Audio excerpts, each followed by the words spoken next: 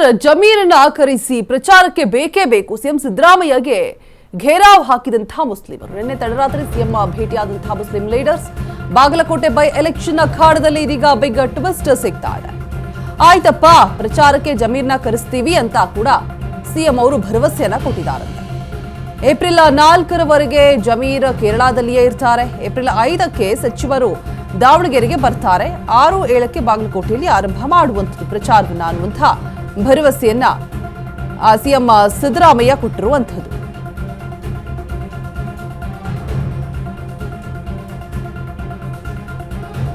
ಪ್ರಚಾರಕ್ಕೆ ಕರೆಸಿ ಜಮೀರ್ ಅವರನ್ನ ಅಂತ ಹೇಳ್ಬಿಟ್ಟು ಘೇರಾವ್ ಹಾಕ್ತಾ ಇದ್ದಾರೆ. ಒಂದಿನ ಮಾತ್ರ ದಾವಣಗೆರೆಯಲ್ಲಿ ಇರ್ತಾರೆ ಅಂತ ಹೇಳ್ಬಿಟ್ಟು ಸಿಎಂ ಹೇಳಿರುವಂಥದ್ದು. ಕಾರಲ್ಲೇ ಕುಳಿತು ಮುಸ್ಲಿಂ ನಾಯಕರ ಜೊತೆ ಮಾತುಕತೆಯನ್ನ ನಡೆಸಲಿದ್ದಾರೆ. ನಾವು ಅಹಿಂದ ಯಾವಾಗಲೂ ಕೂಡ ಸಪೋರ್ಟ್ ಇದ್ದೇ ಇರುತ್ತೆ. ಮುಸ್ಲಿಂ ಮುಖಂಡರು ಜಮಾತ್ ಜೊತೆ ಸಭೆಯನ್ನ ನಡೆಸಲಿದ್ದಾರೆ.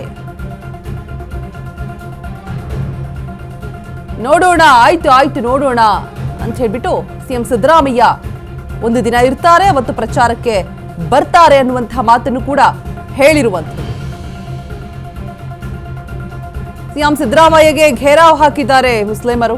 ಕರೆಸಿ ಜಮೀರ್ ಅವರನ್ನ ಪ್ರಚಾರಕ್ಕೆ ಅಂತ ಹೇಳ್ಬಿಟ್ಟು ಬರ್ತಾರೆ, ಒಂದು ದಿನದ ಮಟ್ಟಿಗೆ ಪ್ರಚಾರಕ್ಕೆ ಬರ್ತಾರೆ ಅಂತ ಹೇಳ್ತಿದ್ದಾರೆ. ಏಪ್ರಿಲ್ 4ರವರೆಗೂ ಕೂಡ ಜಮೀರ್ ಕೇರಳದಲ್ಲಿ ಇರ್ತಾರೆ.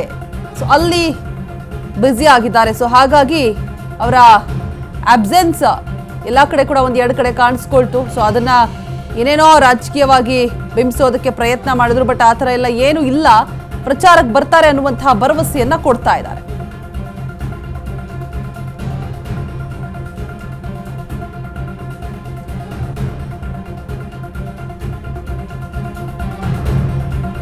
ಮುಸ್ಲಿಂ ಮುಖಂಡರ ಜೊತೆ ಸಭೆ ನಡೆಸುವಂತೆ ಸಿಎಂಗೆ ಮನವಿಯನ್ನ ಮಾಡಿದಂತಹ ಮುಸ್ಲಿಮರು.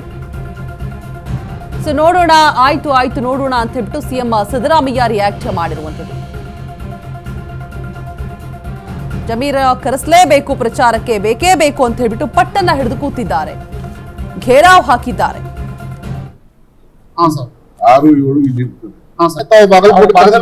ಕರ್ಸಿದ್ರೆ ಒಂದ್ ಸ್ವಲ್ಪ ಇನ್ನೂ ಅನುಕೂಲ ಆಗ್ತಿತ್ತು ಅಂತ ನಮ್ದು ಒಂದು ಮನವಿ ಸಾಹೇಬ್.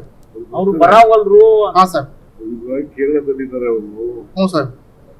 4ನೇ ತಾರೀಕು ಕೇರಳದಲ್ಲಿ ಇರ್ತಾರೆ. 5ನೇ ತಾರೀಕು ದಾವಣಗೆರೆಗೆ ಹೋಗ್ತಾರೆ. 6-7 ಇಲ್ಲಿ ಇರ್ತಾರೆ. ಬಂದ್ರೆ ಬಾಳ ಚಲೋ ಆಗ್ತದೆ ಸರ್. ಮತ್ತೆ ಬಂದೇ ಬರ್ತಾರೆ. 6-7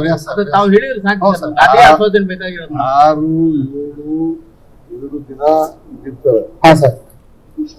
ಒಂದು ದಿನ ಮಾತ್ರ ದಾವಣಗೆರೆಯಲ್ಲಿ ಇರ್ತಾರೆ. 4ರವರೆಗೂ ಕೇರಳದಲ್ಲಿ ಇರ್ತಾರೆ. 5ನೇ ತಾರೀಕು ದಾವಣಗೆರೆ. Thank you sir.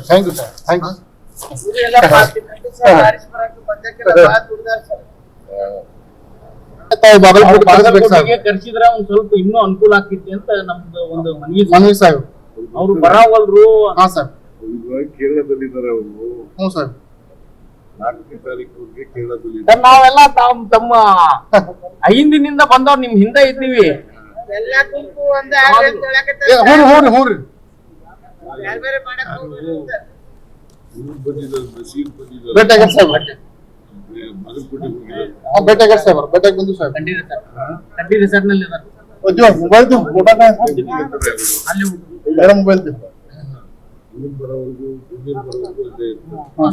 ಜೊತೆ ಇರ್ತೀವಿ